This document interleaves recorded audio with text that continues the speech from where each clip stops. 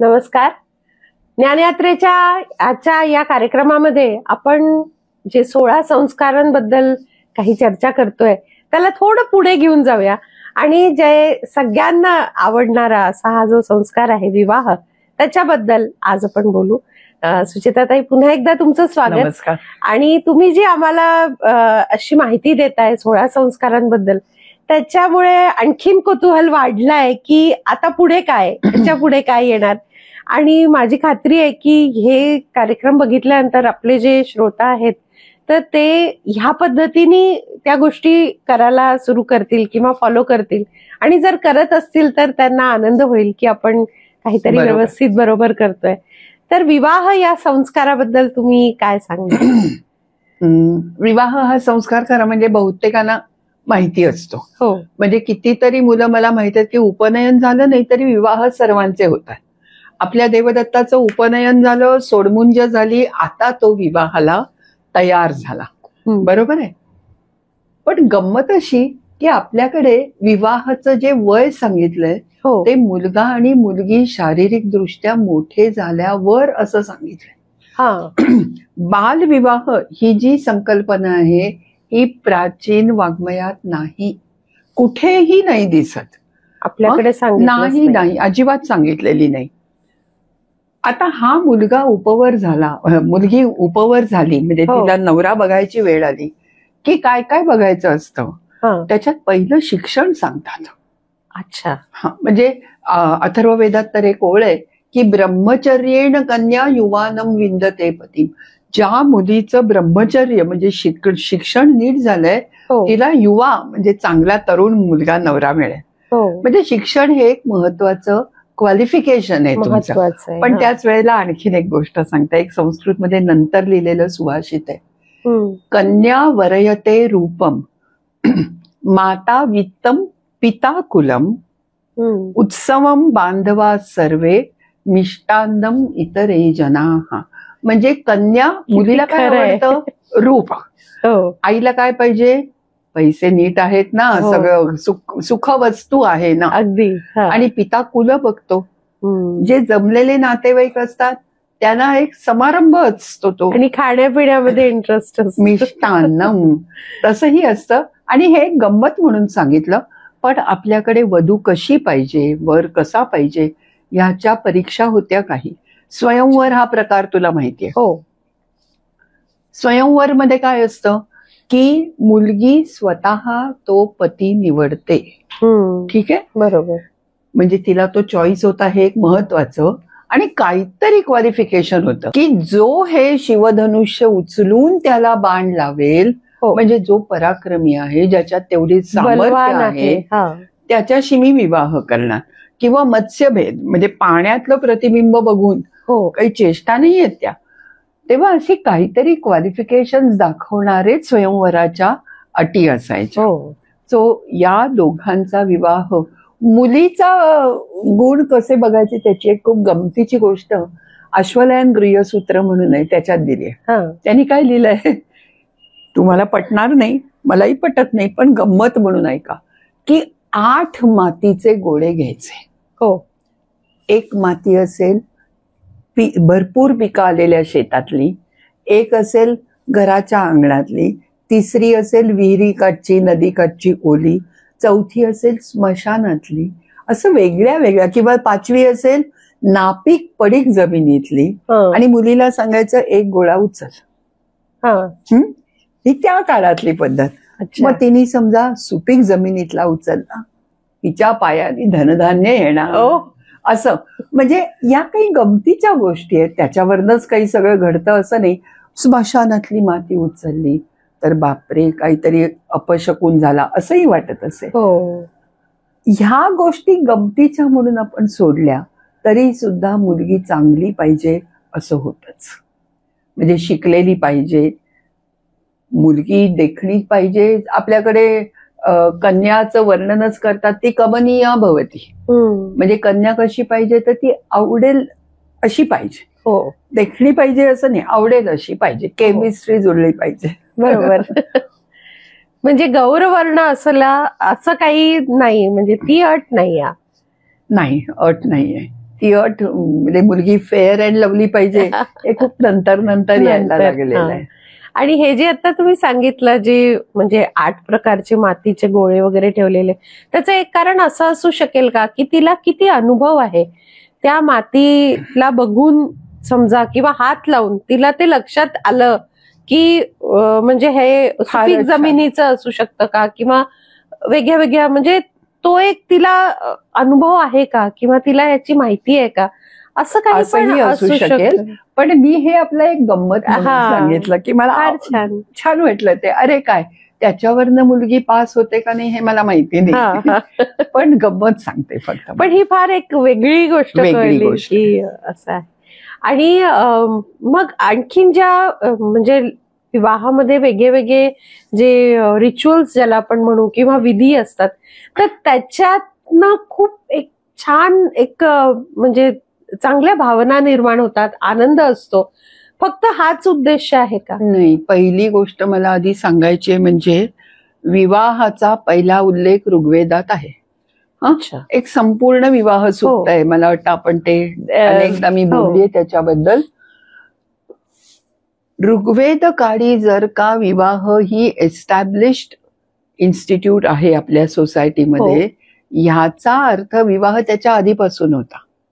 आणि मी नेहमी म्हणते तसं आपण आपल्या देवादिकांचे सुद्धा विवाह लावलेले आहेत. मग ते शंकर पार्वती असो, राम सीता असो, काय म्हणजे प्रत्येकाला आपण विवाह लावून देतो आपण.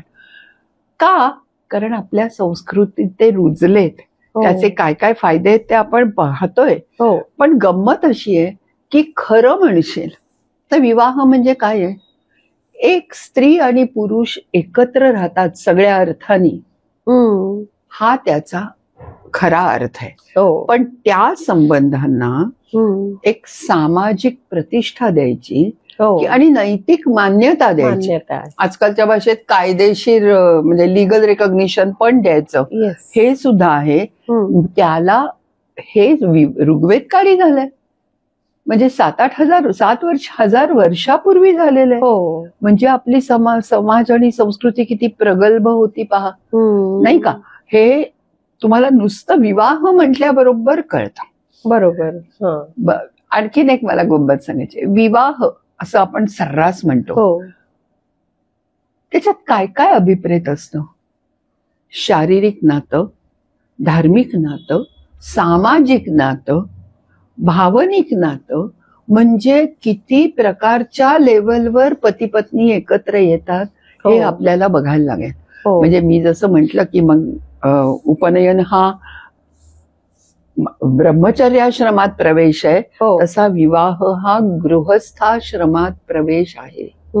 आणि गृहस्थाश्रमामध्ये असताना धर्म, अर्थ आणि काम या तिन्ही गोष्टी करायला हव्या, असं म्हणजे तो तुमचा हक्क आणि अधिकार आहे असं आपल्याकडे सांगितलेलं आहे. आणि म्हणून विवाह महत्वाचा. जे लोक अविवाहित राहत बाय चॉईस किंवा कसेही, त्यांना कुठलंही यज्ञ वगैरे करायला परवानगी नाही आपल्याकडे.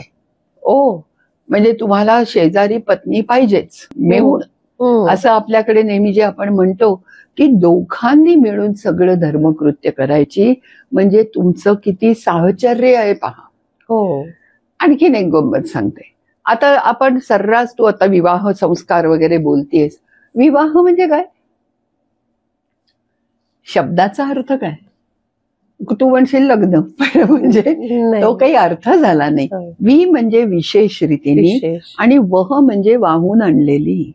जेव्हा ती वधू तिच्या आई वडिलांच्या घरून संस्कार करून मग माझ्या घरी म्हणजे त्या वराच्या घरी वाहून आणली जाते, त्याला विवाह असं म्हणायचं. आज सुद्धा तू जर का कुठल्या लग्नाला गेलीस तर मुलीचे मामा मुलीला आणा वगैरे असं जे काही बोलतात ना, ते सगळं त्याच्यात तिला वाहून आणायचं. मला वाटतं बंगाली लोकांमध्ये असं हातात धरून पाटावर त्या नवऱ्या मुलीला बसवतात आणि धरून आणतात तिला. धरून म्हणजे उचलून आणतात.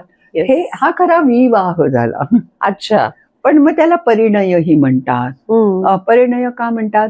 परी म्हणजे परितः भोवती, आणि नय म्हणजे नेणे. उपनयनात आपण ते पाहिलं. अग्नीच्या भोवती तिच्या सह जायचं हा. याचा अर्थ परिणय झाला. हम्म. आणि मागच्या वेळेला मी नामकरणाच्या वेळेला म्हटलं, जन्मजात मुलीचं नाव जेव्हा परिणिता असं ठेवलं जातं तेव्हा मला कधी कधी खूप कसं शक्य आहे? आश्चर्य वाटतं. म्हणजे अर्थ माहित नाही आणि ते नाव गोड आहे, मग तिला नीता म्हणतात, परी म्हणतात, काही म्हणतात. पण परिणिता याचा अर्थ विवाहित कन्या. विवाहित स्त्री. हो. म्हणजे तुम्ही असंच नाव पण ठेवता. तेव्हा परिणय हे पण एक नाव तिथे विवाहाला म्हणजे शब्दशः अर्थाने आलेलं आहे. हो. आणि त्याच्यात वेगळ्या वेगळ्या जे एक टप्प्याटप्प्यानी काही अशा गोष्टी असतात की ज्यांनी ते म्हणजे नववधू आणि तो वर असे जवळ येतात आणि त्यांच्या काही ना काही ते रिच्युअल्स असतात. गुरुजी सांगतात, बरोबर, आता तुम्ही हे असं करायचं किंवा असं करायचं नाही. तर त्याच्याबद्दल म्हणजे ते सुद्धा आपल्याला ते तर बघायचंच आहे. हो, आधीपासून आहे. या सगळ्याची वर्णनं गृह्यसूत्रांमध्ये विशेषतः येतात. अच्छा. आता ऋग्वेद हे काही संस्कार प्रकाश किंवा संस्कार रत्नमाला टाईपातलं पुस्तक नाहीये, त्यामुळे त्याच्यात काय करावं हे दिलं नाहीये, पण काही गोष्टी आपोआप येतात. तर विवाहाला आणखीन एक शब्द आहे पाणीग्रहण. इंग्लिश कादंबऱ्या जुन्या वाचल्यास तर the young smart man came to ask for her hand, असं असतं की नाही नेहमी. हँड म्हणजे हस्त, पाणी. तर पाणीग्रहण हे त्यांना पण कुठेतरी डोक्यात आहे की एकत्र येणं म्हणजे हात धरणं. तर पाणीग्रहण असा सुद्धा शब्द आहे. आणि ह्या पाणीग्रहण म्हणजे एकत्र येण्यातून काय काय करतात, तर मग आता त्या मुलाला आपण घरी विवाहाच्या तिथे बोलावलंय, वधूच्या घरी विवाह व्हायचा असं ऋग्वेदात दिसतं आणि त्याच्यापासून सगळीकडेच दिसतं आपल्याला. हा विवाह होण्यासाठी वर जेव्हा येतो तेव्हा सीमेच्या अंतावर त्याचं स्वागत करायचं. सीमांत. सीमांत पूजन जे करतात ते त्याचं या तुम्ही चांगलं झालं आलात वगैरे असं त्याचं केलेलं स्वागत आहे. आता तू छानपैकी सीमांत पूजन म्हणालीस. निम्म्याहून जास्त लोक श्रीमंत पूजन आणि कारण त्यांना वाटतं अरे ते काय असं श्रीमंत नाहीये, ते सीमांत पूजन आहे, त्याला घेऊन यायचं कारण तो तुमच्या घरी आलेला पाहुणा आहे. मग एक मधुपर्क नावाचा विधी किंवा संस्कार असतो, म्हणजे त्याचं स्वागत करणं. त्याच्यात काय गुळ दही वगैरे देऊन पाणी प्यायला, म्हणजे थोडक्यात प्रवास करून आलेला आहे त्याला गुळाचं पाणी सगळ्यांना काहीतरी देणं. तर हा मधुपर्क पण करतात. काही काही ठिकाणी वांग निश्चय, हा साखरपुडा आपण ज्याला म्हणतो, तोही विवाहाचाच भाग म्हणून केला जातो. त्याच्यात होम हवन पूजा खरं म्हणजे काही नाही. साखरपुडा पूर्वीच्या काळी तर मुलांनी मुलगी बघायच्या आधी ते सासरे यायचे आणि रुपया एवढं कुंकू लावून जायचे. झालं साखरपुडा, आणि तिच्या हातात साखर ठेवायची. साखरपुडा. अच्छा. पण वाङ्निश्चयाला एक वेगळा अर्थ आहे. वाक म्हणजे वाणी, बोलणं.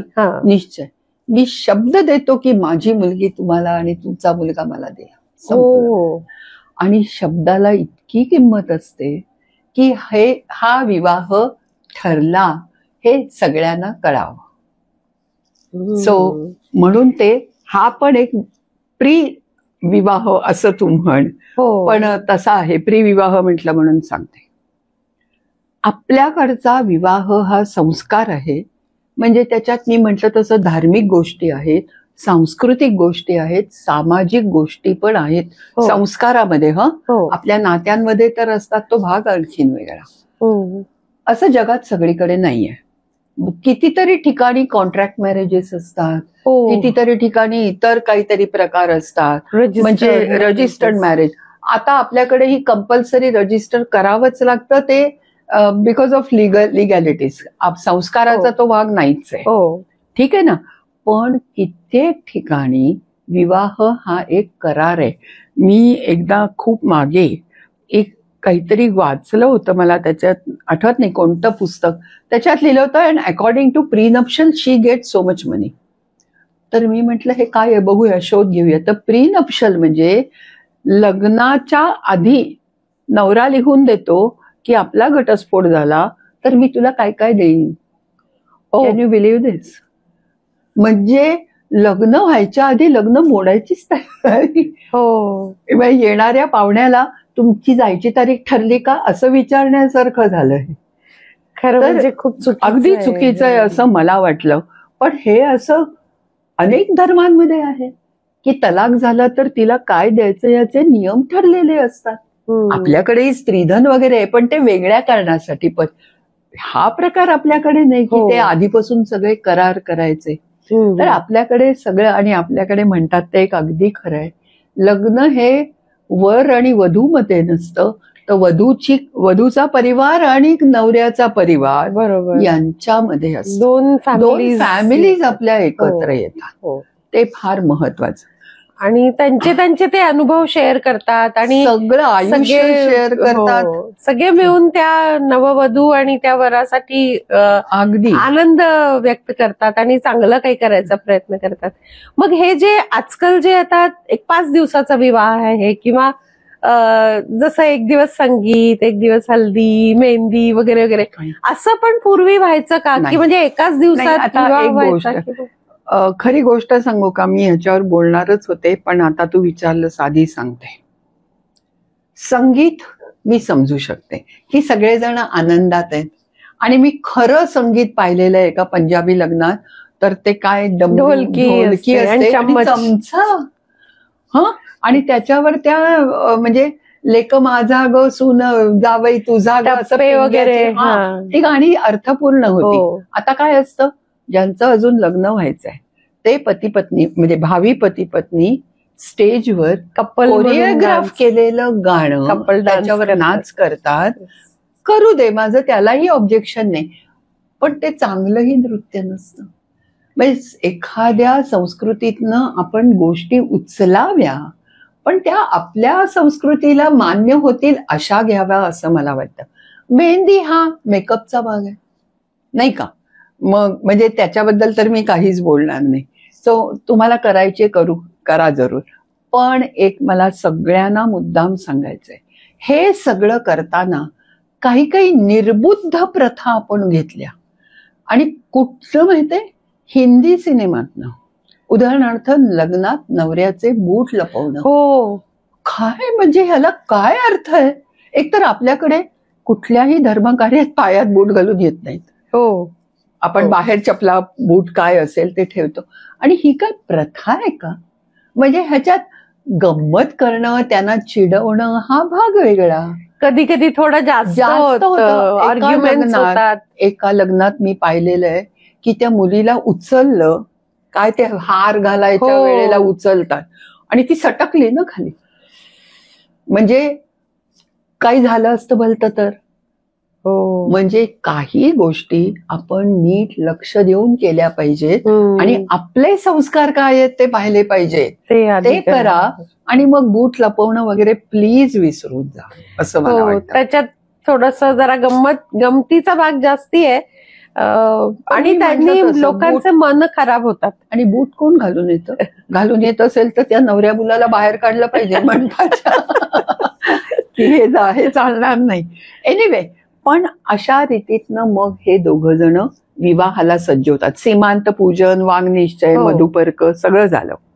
आता काय काय कार्यक्रम असतात, 5 दिवस करावे, 4 दिवस करावे का काय करावे हा तुमचा प्रश्न आहे. तुम्हाला किती दिवस वेळ आहे? पूर्वी 4-4, 5-5 दिवस आपल्याकडेही चालायचे. आजकाल आदल्या रात्री सीमंत पूजन असतं, दुसऱ्या दिवशी लग्न, संध्याकाळी रिसेप्शन, खेळ संपला असं असतं.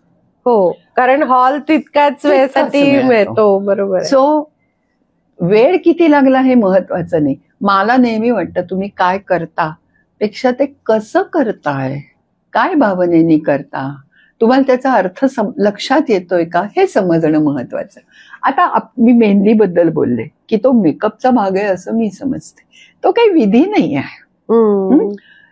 आता आजकालच्या मुली कशा, रिसेप्शनला जावं तर नवरा बायको नसतातच, कारण ते अजून पार्लर मधनं यायचे असं उत्तर सर्रास मिळायला लागलंय.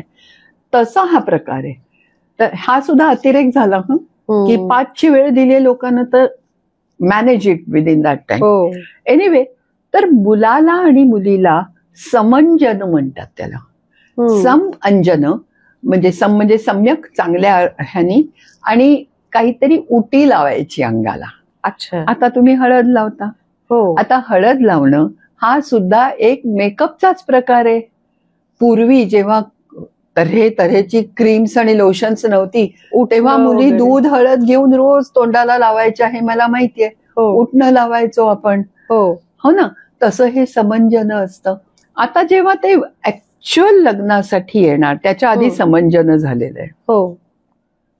त्याच्यानंतर ह्या मुलीच्या हातात आणि मुलाच्या हातात परिसर बंध म्हणतात त्याला, म्हणजे एक दोरा बांधतात, आपण त्याला कंकण म्हणतो. आता आपण त्याच्यात हळकुंड घालतो का? मुलीच्या ह्याच्यात का हळकुंड घालायचं?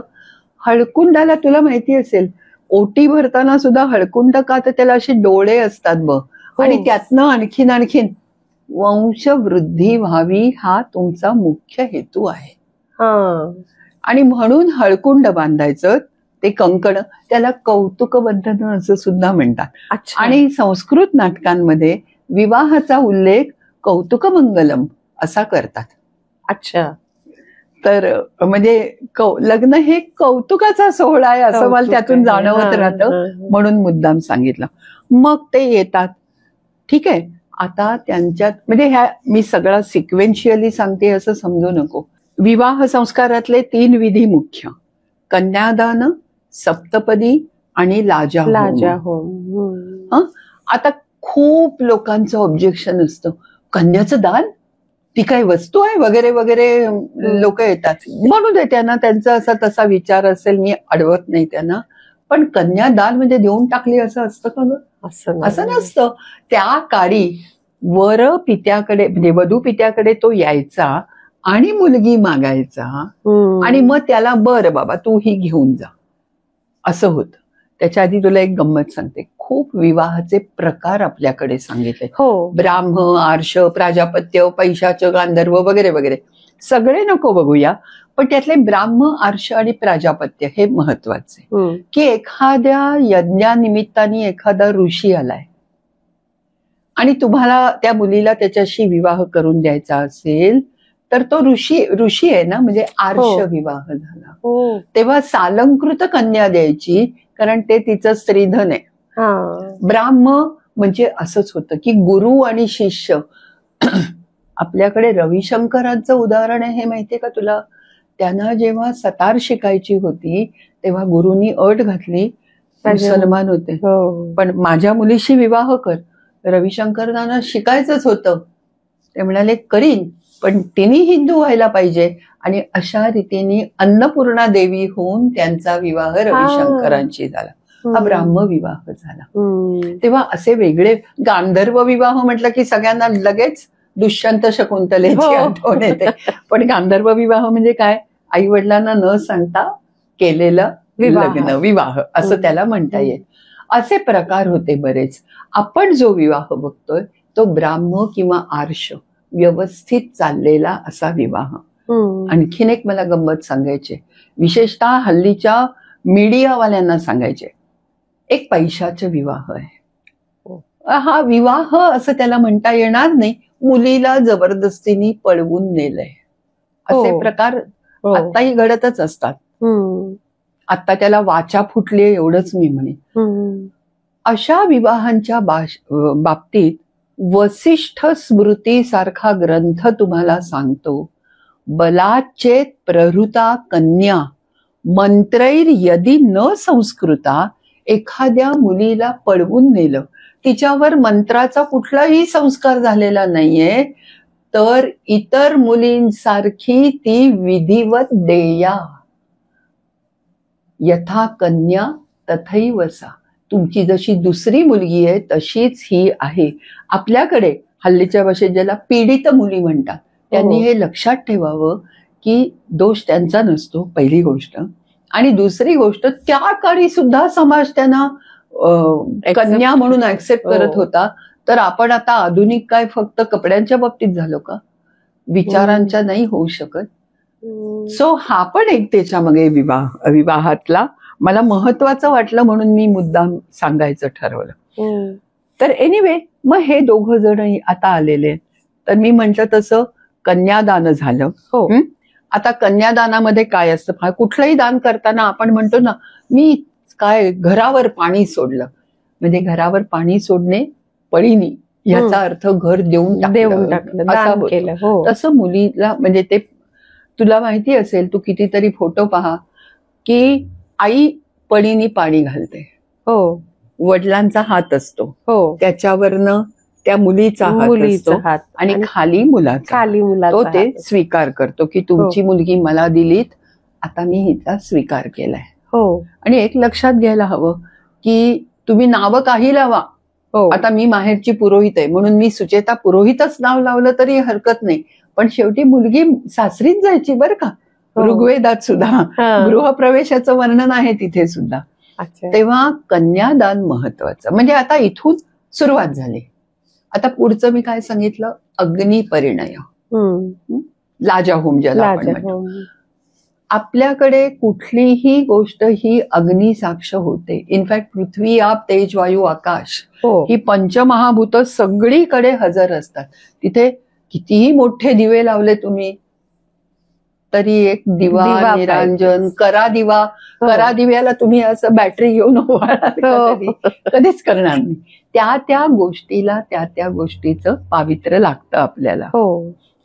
तेव्हा अग्नीला तो जो आता आपण त्यांना नवरा नवरी असं म्हणूया, तो जो नवरा आहे तो वधूला हाताने धरतो नवरीला आणि अग्निभोवती 7 फेरे, हिंदीमध्ये तर 7 फेरे वगैरे म्हणजे खूपच किती आपण समजतो, 7 असे फेरे घालतो. दर वेळेला लाह्यांचा होम करतो शेवटी, म्हणजे दर वेळेला. म्हणजे याचा अर्थ असा होतो की आता अग्नीच्या साक्षीने तू आणि मी पती आहोत, आणि त्याला लाजा होम म्हणतात. पण पुन्हा कित्येक लोक त्याला लज्जा होम म्हणतात. लज्जा होम नाहीये तो, लाजा हा संस्कृत शब्द आहे, म्हणजे लाह्या. एरवीत काही अग्नीत पण लाह्या घालत नाही, तूप वगैरे, तर इथे तो असतो. आणि म्हणून कानपिडी हा प्रकार तुला माहितीये? हो. आपल्याकडचा तो छान आहे. मुलीच्या धाकट्या भावाला खूप आवडतो आणि शिवाय त्याला काहीतरी मिळतं. पण गंमत अशी आहे की याचा अर्थ काय आहे की आत्ताच सांगून ठेवतोय जिजाजी, हिंदीमध्ये जिजाजी म्हणतात, माझ्या बहिणीला नीट वागवा. मला हे खूप आवडतं की ह्याच्यात एक भावनात्मक पण भाग आहे. तो असं तोंडाने बोलत नाही, पण माझ्यात तुमचा कान पिळायची ताकद आहे हे त्याला दाखवून देतो. या विधीचा उल्लेख ऋग्वेदातल्या विवाह सूक्तात नाही, पण नंतरच्या वैदिक वाङ्मयात येतो की वधूचा भाऊ त्या ह्याचा कान पिळतो असं त्यांनी म्हटलं नाहीये, पण त्याला समज देतो की मुली माझ्या बहिणीशी नीट वागा. ते झालं. म्हणजे आता हे अग्निपरिणय पूर्ण झाला. आणि शेवटचा आणि सर्वात महत्वाचा म्हणजे सप्तपदी.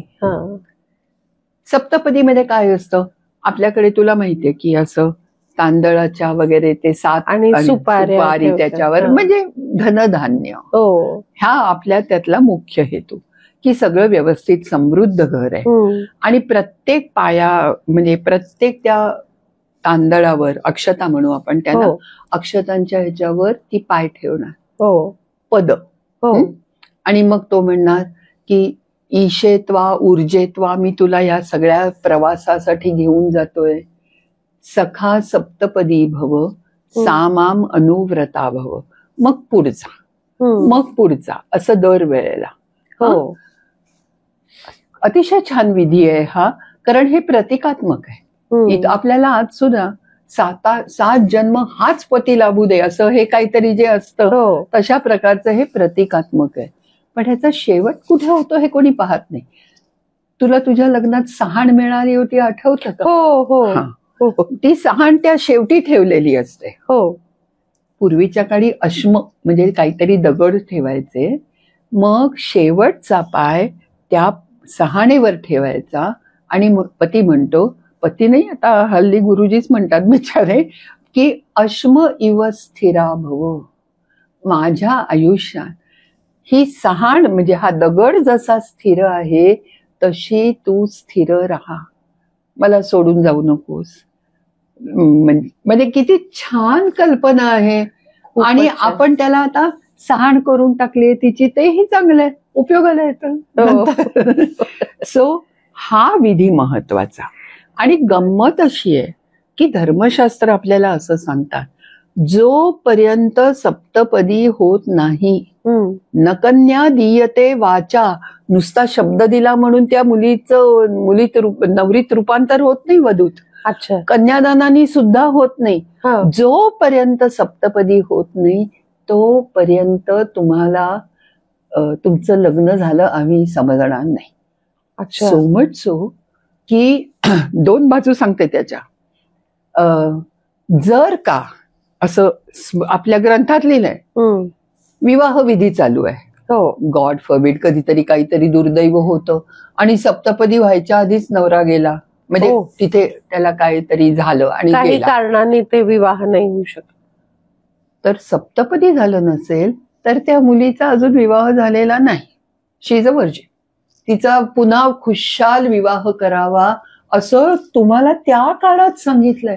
म्हणजे हे मी का सांगते की मुलींकडे बघायचा दृष्टिकोन किती छान असतो. दुसरी एक गोष्ट सांगते, ह्या सप्तपदीच उदाहरण मला वेगळ्या म्हणजे लौकिक संदर्भात. अमेरिकन कॉन्सुलेटमध्ये मी पहिल्यांदा व्हिसा घ्यायला गेले. तिथे एक तरुण लग्न झालेली मुलगी ढसाढसा रडत होती. म्हटलं काय झालं?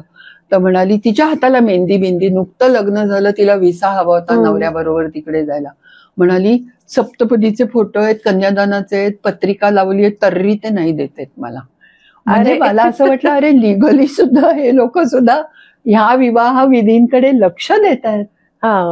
बरोबर आहे ना. आता काय झालंय, आपल्यासाठी सर्वात महत्वाचा विधी कुठला राहिलाय? अक्षता टाकणे.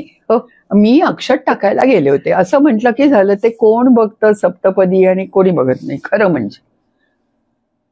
ह्याचा काय अर्थ आहे? पूर्वीच्या ग्रंथांमध्ये असं सांगितलंय की याला परस्पर अभिवीक्षण म्हणतात, म्हणजे एकमेकांकडे बघणं. अच्छा. पूर्वीच्या काळी कुठे कोण कोणाला बघायचे आणि काही म्हणजे ओळख सुद्धा नसायची. मग ते काय करायचं, तर वर आणि वधू मध्ये एक वस्त्र धरावा, अंतरपाठ. जसा आता तुम्ही त्याला अंतरपाठ म्हणता. अंतर म्हणजे मध्ये धरलेला, अंतरदेशीय. ओके, तसं. आणि हा जो अंतरपाठ आहे तेव्हा काही मंत्र म्हणावे आणि मग तो दूर केला की ते एकमेकांकडे पहिल्यांदा आयुष्यात बघणार. मग आता आपण त्या मंत्रांचं मंगलाष्टकांमध्ये रूपांतर केलं. आणि हे मला आवडतं की आपण विवाहात काळानुरूप बदल घडवत आलो. तो जास्तीत जास्ती सांस्कृतिक किंवा एन्जॉय करता येईल हल्लीच्या भाषेत, असं सुद्धा आपण त्याला रूप दिलं. पण तरी काही गोष्टी सोडल्या नाहीत. नवरा आणि नवरी हल्ली मुंडावड्या बांधून येतातच येतात. जुन्या काळातला संदर्भ आहे. एका गृह्य परिशिष्टामध्ये सांगितलंय की शुभिके शिरमारोह, तिला शुभिका म्हणतात. अच्छा. मुंडावळ्याला फुलांची असेल. चांगला शब्द छान आहे. आणि तू माझ्या मस्तकावर राहा आणि कायम तुझ्यासारखंच माझं आयुष्य छान असं, व्हॉट एव्हर. पण हाही प्रकार तेव्हा होता. आणि आता तू पण घातलंयस, मी पण घातलंय मंगळसूत्र. सगळ्या जणी विचारतात मंगळसूत्र केव्हापासून आलं? पहिल्यापासून होतं का? अजिबात नाही. वैदिक वाङ्मयामध्ये कुठेही मंगळसूत्राचा उल्लेख नाही. एक अश्वलायन गृह्य कारिका म्हणून आहे. अच्छा. त्याच्यामध्ये पहिल्यांदा मंगलसूत्र असा शब्द येतो. आणि मंगलसूत्र म्हणजे साधं काहीही एखादा दोरा जो मंगलमय स्ट्रिंग असेल. मग त्याच्यात काळे मणी का घालायला लागलो? कारण दृष्ट लागू नये ना माझ्या नव्या वधूला, म्हणून काळे मणी. मग तो पूर्वी दोऱ्यात, तुला जर मुहूर्त मणी हा प्रकार माहिती असेल तर तो लाल दोऱ्यात काळे मणी आणि मध्ये एक सोन्याचा किंवा लाखेचा मणी घालायचा. म्हणजे मुलगी लग्नाला उभी राहायची तेव्हा फक्त हा मुहूर्त मणी गळ्यात असायचा. मग आता डायमंडची मंगळसूत्री आली, काय आलं. म्हणजे एक मंगळसूत्र मी असं पाहिलं एका अतिश्रीमंतांच्या घरात की सगळे रत्नजडित हार होता आणि तोच ती घालून मिरवत होती. म्हटलं अगं मंगळसूत्र, त्याच्यात अगदी खाली एक काळा मणी होता. छोटासा काळा मणी होता, झालं. त्याला त्यांना मंगळसूत्र काळे मणी पाहिजे. म्हणजे काही गोष्टी मी जसं तुला मगाशी म्हटलं की काही गोष्टी सोडल्या पाहिजेत आपण, की मंगळसूत्र घालायचंय घाला, नाही घालायचंय तेही करणाऱ्या मुली आजकाल आहेत. पण मंगळसूत्र हे भारतीय संस्कृतीत, निदान मराठी संस्कृतीत लग्न झाल्याचं पक्क चिन्ह आहे. हो ना, म्हणजे होतं असं म्हणेन मी, कदाचित हल्ली काही ते राहिलेलं नाहीये, पण ते होतं एकेकाळी. आणि त्याचा मुख्य अर्थ असा होतो की ही विवाहित स्त्री आहे, तिच्याकडे परपुरुष बघणार नाही. हा पण त्यातनं एक सूचित होणारा अर्थ आहे. आणि आता ती आपली संस्कृती बनून गेली. किती बनली आहे तुम्हाला माहितीये का? कोकणात जर तुम्ही गेलात, मी मुद्दाम सांगते, कोकणात जर तुम्ही गेलात तर तिथल्या ज्या मुसलमान बायका आहेत त्या लग्न झाल्यावर कुंकू लावत नाहीत, पण मंगळसूत्री घालतात. हो, बहात वाजून जाऊ खेड्यापाड्यातल्या मुसलमान स्त्रिया, कारण ते विवाहाचं प्रतीक आहे म्हणून त्या तिथे राहत आहेत, त्या संस्कृतीत त्यांची पाळंमुळं आहेत. त्यामुळे त्यांना ते विवाहात मंगळसूत्र पाहिजेच पाहिजे असं आहे. सो या कितीतरी गोष्टी अशा आहेत. आणि मी म्हंटल तसं हा संस्कार आहे हे लक्षात ठेवा. हो, अगदी म्हणजे काय मला म्हणायचंय, हल्ली ते एक, मी खूप जुनाट विचारांची आहे कदाचित, मी तर वैदिक काळातच रमते. तर लिव्ह इन रिलेशनशिप, हो, ज्याला सुदैवाने आपल्या संस्कृतीत शब्द नाही, भाषेत शब्द नाही, हो, म्हणजे आपल्याला ती कल्पनाच नाहीये म्हणून शब्द नाहीये, संस्कृत मध्ये शब्द नाही, मराठीत तरी कुठे. तर एनिवे हा काय प्रकार आहे? विवाह करायचा तर जरूर करा. बरं, तुम्हाला आता विवाह मोडायचे सुद्धा मार्ग उपलब्ध आहेत, पण लिव्ह इन रिलेशनशिप मध्ये तुम्ही एकमेकांचे कोण आहात हो याचा काही विचार होत नाही. आणि अगदी खरं सांगते, माझं सोडा, पण आज सुद्धा समाजाचे किती लोक या नात्याकडे हेल्दी दृष्टीने बघू शकतात की हो हो तिचं ना लिव्ह इन रिलेशनशिप आहे असं कौतुकाने सांगणारं मला कोणी भेटलेलं नाही. लग्नाबद्दल जेवढ्या कौतुकाने बोललं जातं तेवढं नाही बोललं जात. तेव्हा अगदी मुलगी आणि मुलगा कसा निवडायचा इथपासून ते पुढे त्यांनी कसं आयुष्य घालवायचं आपण पाहिलंय. आपण सुरुवात गर्भसंस्कारानेच केली.